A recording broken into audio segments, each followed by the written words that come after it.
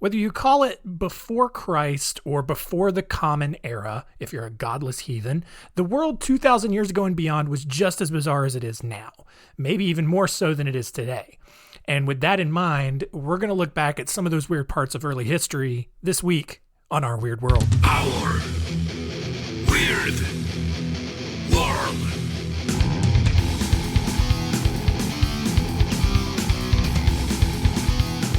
Welcome to Our Weird World. I am your host, John Henson, and I kind of have new equipment. I don't know if it sounds different, but I finally got a mic stand and a little pop filter, so I look all legit. I had spent the last several episodes just kind of holding the microphone very still up to my face, and that was, just not as convenient. But now I just feel like a real podcaster, and that's a big deal in 2020. Yeah, this is Our Weird World. I'm your host, John Henson. I probably already said that, but I don't care. This week, we're going to do what we did for the Wild West episode pretty early on, and we're going to highlight a few different stories, this time from the BC era. We're going to look at famed wrestler Arikion, the Battle of Pelusium, King Gujon, Aeschylus, and Empedocles. This is a big episode. I'm going to go fast, so let's dive right in.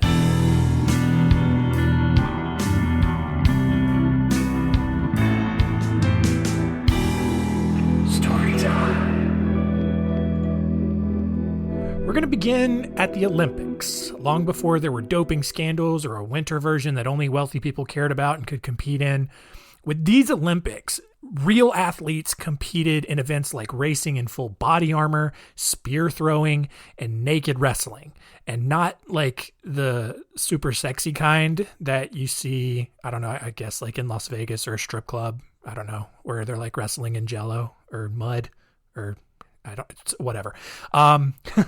No, rather than being a competition to prove which country could throw stuff the farthest and run the fastest like it is today, only freeborn Greeks were allowed to compete in the first few versions of the Olympics. And in 564 BC, Arikion was the premier pancration fighter. Pancration is an odd combination of like bare knuckle boxing and naked wrestling that was allegedly created by the god Theseus as a way to defeat the Minotaur. I don't know. Greeks are weird like that. Today, the event would really be semi-tized by pitting Gerard Butler and Channing Tatum with enough ab oil to lubricate just an entire factory of slip and slides. And Arikion had won the pancration event in the previous two Olympics, and he was the clear favorite for a third straight title. However, Arikion's opponent, whose name has unfortunately been lost to history, but for simplicity's sake, we'll call him Gary. Gary had some other ideas, right? He wasn't about to let Arikion take another gold medal. And so as the two engaged in this sort of weird homoerotic duel, Gary contorted himself on top of Arikion, placing Arikion into a chokehold in which Gary's arms were just firmly around Arikion's neck, and then Gary's legs were wrapped around Arikion's waist and like pelvis area. Arikion was on his hands and knees, and at that point with the visual, you're trying to avoid just like some accidental prison scenario, and he could not break out of it. And it looked as though Gary was about to win, and all Arikion needed to do was just tap out, but he wasn't about to do that. For a brief moment, Gary loosened his grip on the chokehold, and Arikion seized the opportunity, kicked his right leg free upwards, like kind of toward Gary's butt. And the force of the kick allowed Arikion to roll over, grab Gary's leg, and dislocate his ankle. Gary screamed out in pain and immediately tapped out. Arikion was declared the winner for his third straight Olympics, but there was one small problem. Arikion's move to dislocate Gary's ankle was literally like his last gasp. And that's because just as Gary released his hold, Arikion suffocated to death. But since Gary tapped out and Arikion technically didn't, Arikion was still declared the winner and awarded his medal posthumously. So, that's crazy. I think that, you're not going to see that in any Olympics today. But it's a good start, right? On to the next story. This is the Battle of Pelusium. And this happened in 525 BC in the Nile Delta of Egypt. Cambyses II of Persia, who was in the process of taking over the world, had requested a doctor from Pharaoh Amasis II. The doctor, who was sick of the forced labor, convinced Cambyses to ask Amasis for his daughter for marriage so that he'd kind of forget about needing a doctor in the first place. Amasis, who didn't really want to start a war with the Persians, but also didn't really want to give his daughter to the sweaty, gross Persians, instead sent Nitedis, the daughter of the previous pharaoh that Amasis had conquered. And when Nitedis met Cambyses, she explained the trickery. And at that point, Cambyses was like, all right, we're just going to go take over the Egyptians now. And he gathered his troops and started a march. As the Persians marched toward Egypt, Cambyses asked the king of Arabia for safe passage through the desert, so like the Tuscan raiders or whoever wouldn't give the Persians any trouble. And the Arabian king, who didn't like Amasis anyway, was happy to grant the Persians safe passage and even added several thousand troops to the cause just to get rid of the Egyptians. So by the time the Persian army arrived in Egypt, Amasis had died and left his son Psamtik III in charge. Psamtik, knowing that the Persians were coming, had planned to ask the Greeks for help, but the Greeks probably hated the Egyptians too, and they decided to help the Persians instead. Psamtik had more advanced weaponry than the Persians, and he also knew the terrain better than they did, so he felt confident despite being grossly outnumbered. I mean, he was essentially 3-1. As the Persians got closer and closer to Egypt, Psamtik lined his troops along the banks of the Nile River at Pelusium, and he prepared for the assault.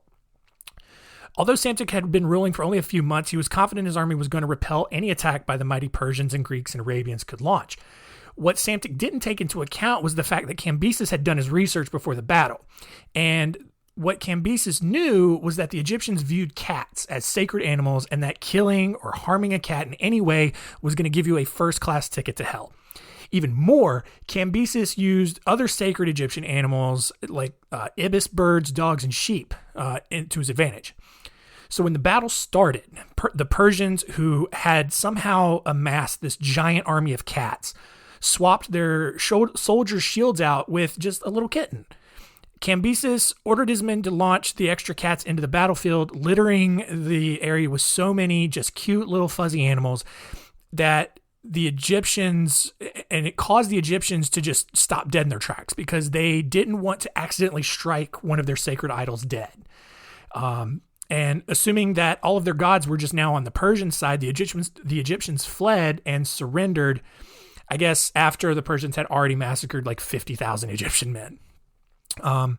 As a final kind of punctuation mark on the battle, Cambyses tracked down Amasis' tombs.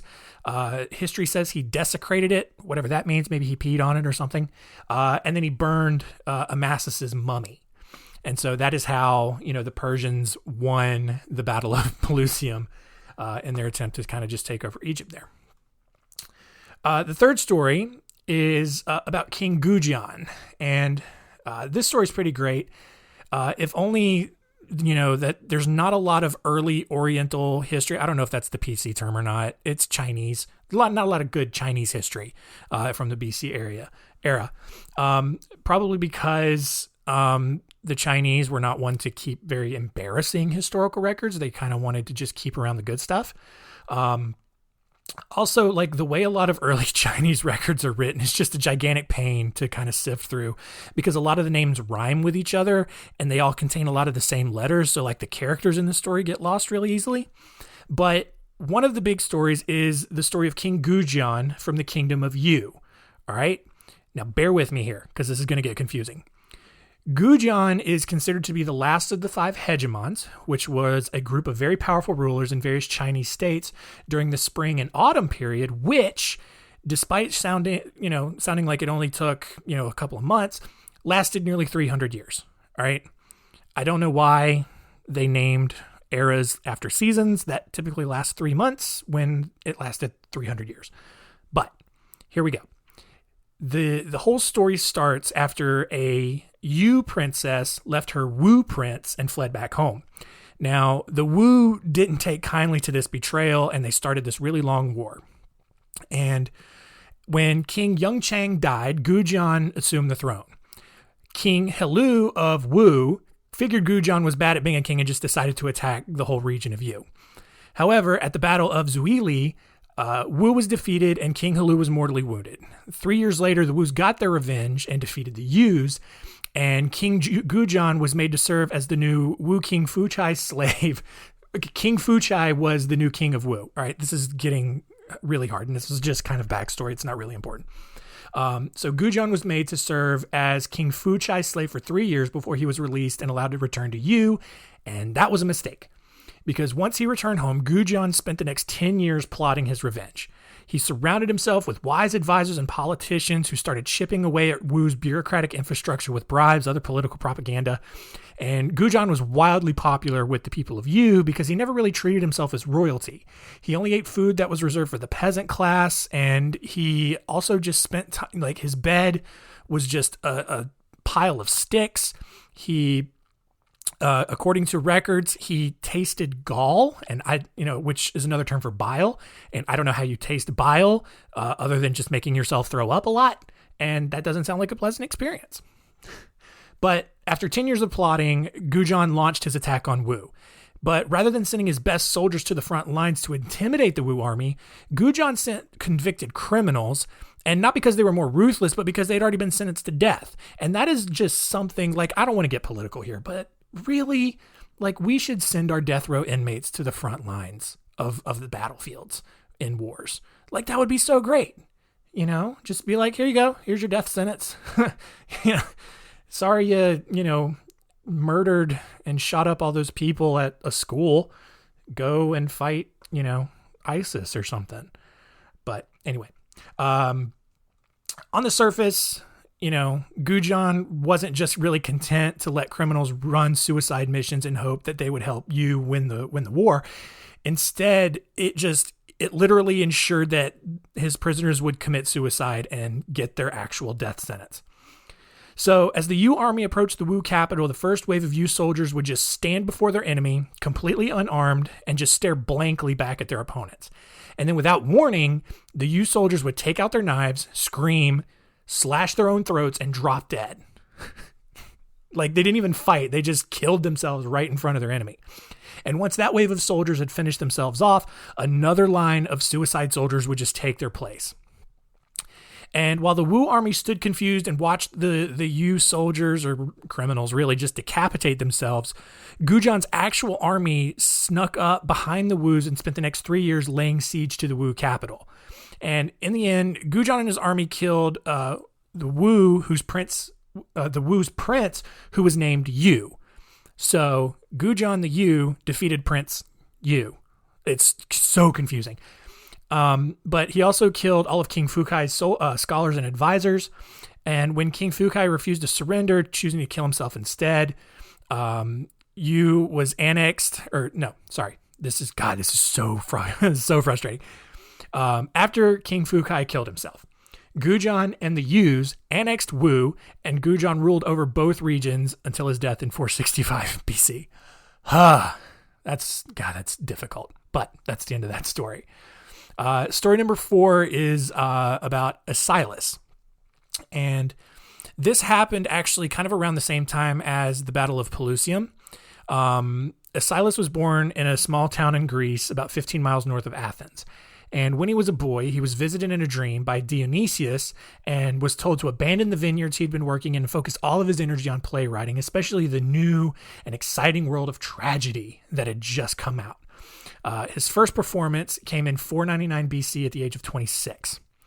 Now, Asilas was initiated into the Eleusinian Mysteries, which was an ancient cult that centered on a myth in one of Homer's hymns in which Demeter, the goddess of agriculture and fertility, had her daughter kidnapped by Hades and taken to the underworld. In her sadness, she caused a drought until Zeus allowed Demeter's daughter Persephone to return. The problem was that thanks to the rule of the fates, the white-robed incarnations of destiny, anyone who eats or drinks during their time in the underworld is destined to live there for eternity. Right? Everyone knows this. Of course. So, before Persephone was returned to Demeter, Hades tricked her into eating a few pomegranate seeds, and this required Persephone to return to the underworld for a few months each year. During the time in which Persephone lived in the underworld, Demeter refused to cultivate the earth.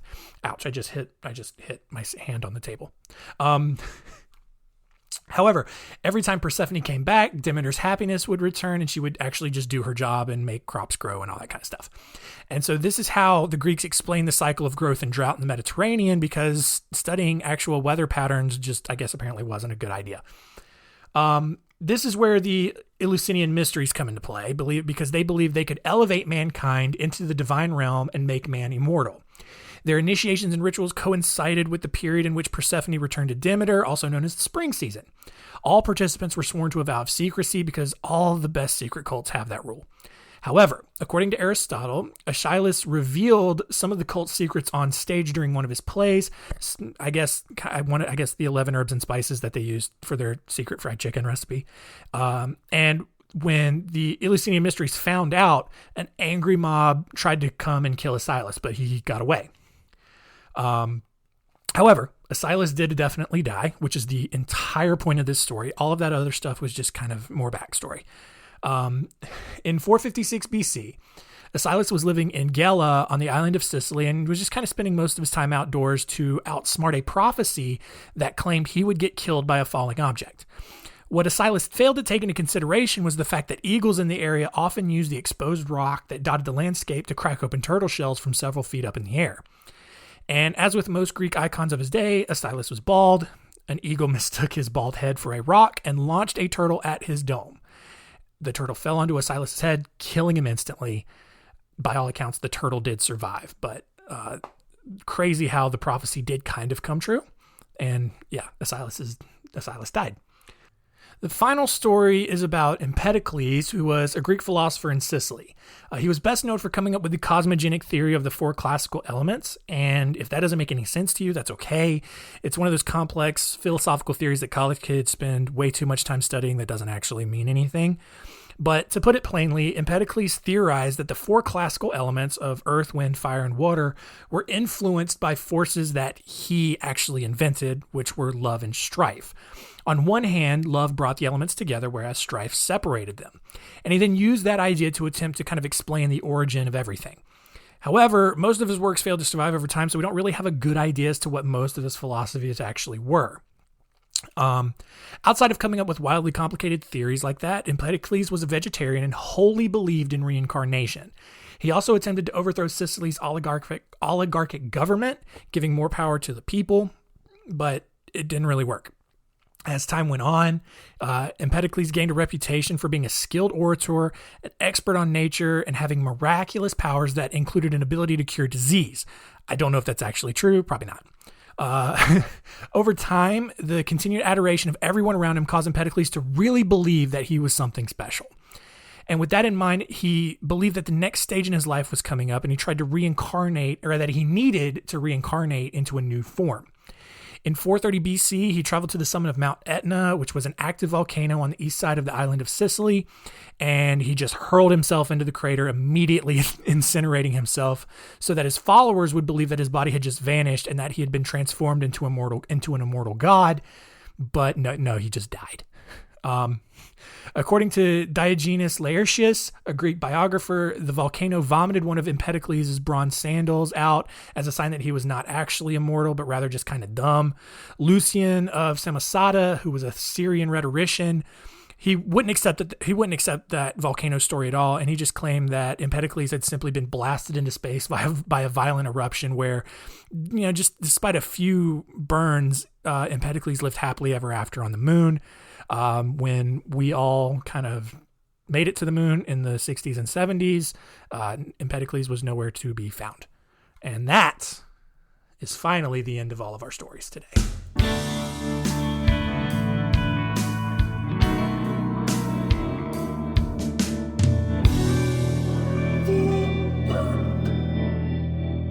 And that's it. We may return to the BC era later on because there's some other stories that I've written about that we didn't get into, but these first 5 here are pretty nuts. And with that, let's see what we learned.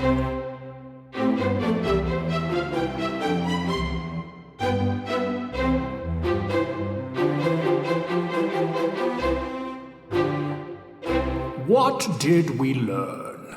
Number 1, cats were shot out of a catapult to win a war. And while I'm a big fan of cats, the visual of cats flying through the air and scaring a bunch of Egyptians is pretty funny to me. Number 2, I am bald. I know that's hard to tell based on, I guess, the podcast logo, but then also, just by hearing my voice. But bald people like me need to be extra careful outdoors so our heads don't get confused for rocks and we get like turtles dropped on us or something. And number 3, you cannot become immortal if you throw yourself into an active volcano. You'll just die immediately.